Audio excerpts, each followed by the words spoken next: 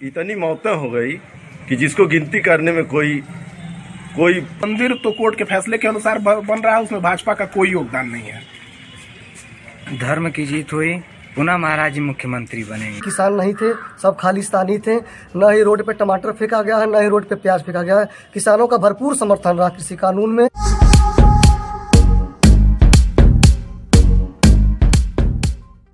करना है, कौन सी पार्टी इसका फायदा ले सकता है? इसका बीजेपी फायदा ले सकती है। जी, भारतीय जनता पार्टी।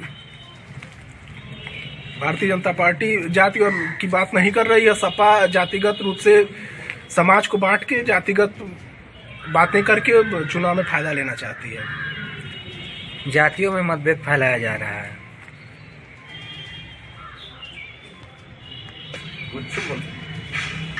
जाति पे और धर्म पर जो है ये वोट नहीं लिया जा सकता है। यह एक समान प्रक्रिया है जो बड़े उचित कार्यों द्वारा इसका निर्धारण किया जाता है। बढ़ी हुई महंगाई से सत्ताधारी दल बीजेपी की मुश्किलें बढ़ेगी या घटेगी? बीजेपी की मुश्किलें बहुत बढ़ेंगी क्योंकि महंगाई चरम सीमा पर हो गई है। इससे बीजेपी का इस बार सुपड़ा साफ होने जा रहा है उत्तर प्रदेश से। बिल्कुल गलत है। भारतीय जनता पार्टी में कोई महंगाई नहीं है। महंगाई अगर है तो मजदूरी भी बहुत ज़्यादा बढ़ी हुई है। आवास योजना है, उज्ज्वला योजना है, ये सब गरीबों को फ्री में दी गई है। महंगाई और विकास ये सतत चलने वाली प्रक्रिया है और जिस अनुपात में विकास हो रहा है, सरकार की लाभकारी योजनाएं चल रही हैं, लोगों की आय बढ़ रही है, उस अनुपात में महंगाई नहीं बढ़ी है और इसका भारतीय जनता पार्टी को कोई नुकसान नहीं होगा। सुख सुविधा बढ़ेगा तो महंगाई बढ़ेगी। और चाचा जी का कहना है कि भाजपा साफ हो जाएगी तो पुनः योगी आदित्यनाथ जी महाराज शपथ लेंगे मुख्यमंत्री पद के लिए। हल्की सी महंगाई बढ़ी है, इस बात को कहा जा सकता है, लेकिन उस महंगाई के बाद उसका दूसरा लाभ भी तो मिल रहा है। आवास है, शौचालय है, तमाम स्कीमें चल रही हैं। योगी, माया और अखिलेश में से किसका शासनकाल में कानून व्यवस्था आप सबसे बेहतर मानते हैं? कानून व्यवस्था में तो योगी जी सबसे अच्छे हैं। सपा में कानून व्यवस्था ठीक नहीं थी और माया में भी कुछ कानून व्यवस्था ठीक था। योगी जी की कानून व्यवस्था सबसे बढ़िया है। आतंकवादी चाहे जो भी हो, इस तरह से गुंडे मवाली सब ढूंढ ढूंढ के मारे जा रहे हैं और कई लोग तो छोड़ के भाग गए यहाँ से। योगी जी की सरकार में कानून व्यवस्था सबसे अच्छी है। अपराधी या तो ऊपर चले गए हैं, या तो जेल के अंदर है, या तो प्रदेश छोड़ के भाग चुके हैं। अपराधियों में एकदम हड़कंप मच गया है। दम है तो बस एक गोली चला के दिखा दें। उत्तर प्रदेश में रोज आए दिन हत्याएं हो रही है, उस पर आप क्या कहेंगे? हत्याएं हो रही हैं तो उसका निवारण भी हो रहा है, जल्द से जल्द गिरफ्तारी हो रही है। योगी जी के राज में अपराधित्व एकदम खत्म हो गई है, ये बहुत अच्छा है। कोरोना महामारी के दौरान सरकार की मदद लोगों के लिए काफ़ी था या सरकार चूक गई? सरकार की कौन सी मदद की बात लोगों को याद है? सरकार तो इस मामले में कहाँ तक फेल मानते हैं? इसमें सरकार कम से कम 70% फेल मार गई क्योंकि कोरोना काल में ऑक्सीजन का पूर्ण कमी था, जिससे कम से कम इतनी मौतें हो गई कि जिसको गिनती करने में कोई परहेज नहीं। सरकार ने कोरोना काल में बहुत मदद किया।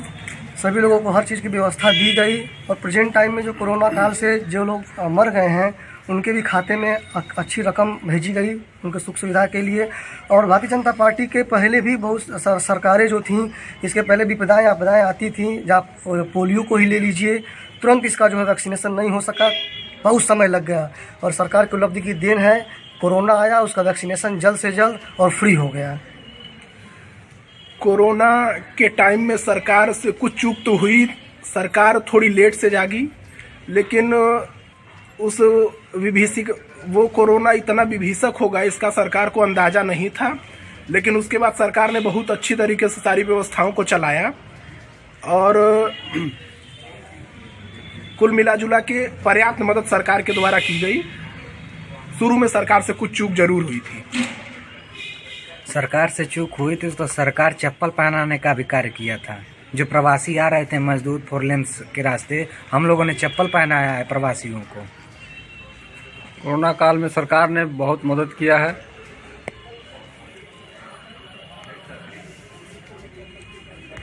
राम मंदिर निर्माण का आरंभ होना बीजेपी को क्या चुनाव में लाभ दिला पाएगा? नहीं, इसलिए कि ये कोर्ट का फैसला है।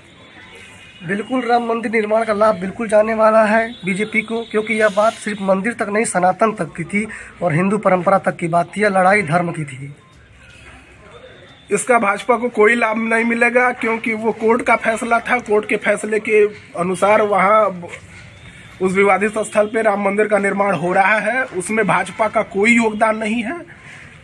और लेकिन ये भी सही है कि अगर वो राम मंदिर बन रहा है तो पूर्व में भाजपा के द्वारा किए गए आंदोलनों के नाते राम मंदिर आंदोलन जो भाजपा ने किया था और एक लंबी प्रक्रिया हुई, मुकदमा चला, तो उस आंदोलन का श्रेय भाजपा को जाता है। लेकिन मंदिर तो कोर्ट के फैसले के अनुसार बन रहा है, उसमें भाजपा का कोई योगदान नहीं है। धर्म की जीत हुई, पुनः महाराज जी मुख्यमंत्री बनेंगे। कोर्ट का फैसला आया जिसपे ये हुआ, इस पे कुछ बहुत स्पष्ट नहीं कहा जा सकता है कि इसका लाभ मिलेगा या नहीं। पूरा ना पूछा जाए। 3 नए कृषि कानून लागू करना और उसके बाद वापस लेना, क्या बीजेपी के पक्ष में है या खिलाफ में? खिलाफ में है। बीजेपी के पक्ष में इसलिए नहीं है कि 3 कृषि कानून योगी सरकार ने और मोदी ने लाद दिए थे और यह प्रस्ताव पारित किए थे राज्यसभा लोकसभा में, लेकिन कानून बहुत ही घटिया था, जिससे किसानों में एकदम दर्द था। और एमएससी एफएससी के लिए उन्होंने जो कानून बनाया है, हम ये चाहते हैं, चाहे पूरे किसान चाहते हैं, जैसे राहुल गांधी ने लड़े थे सदन से लेकर के और सड़क तक कानून को वापस करने के लिए, इस पर मोदी जी ने कानून को वापस लिए और इससे बहुत हानि होगी बीजेपी को। बहुत कृषि कानून तो बहुत बढ़िया था, वापस ले लिया सरकार और सरकार की मंशा है, लेकिन ठीक था ये।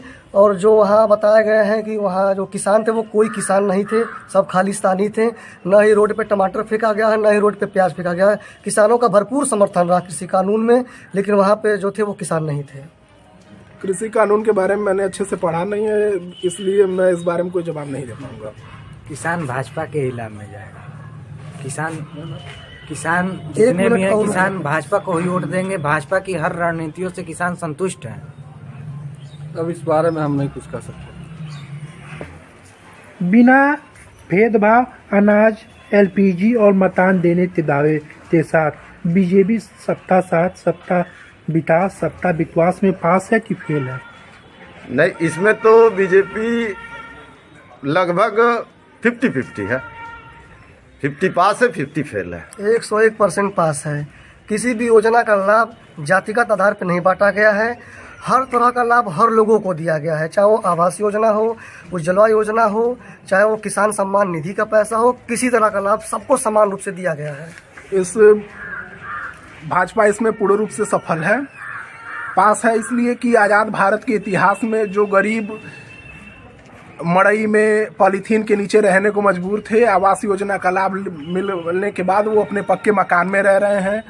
जो गरीब परिवार की, पिछड़ों की, दलितों की, गरीबों के घर की महिलाएं जिनके आँख की रोशनी खराब हो जाती थी चूल्हे के धुएं से, उनको उज्ज्वला गैस कनेक्शन का लाभ मिला है।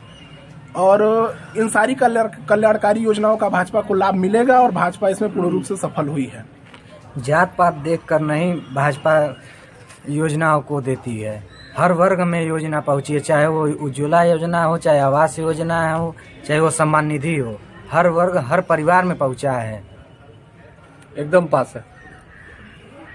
दलगत राजनीति से हटकर बात करें तो सभी पार्टियों के प्रत्याशियों में सबसे मजबूत प्रत्याशी आप किसे मानते हैं?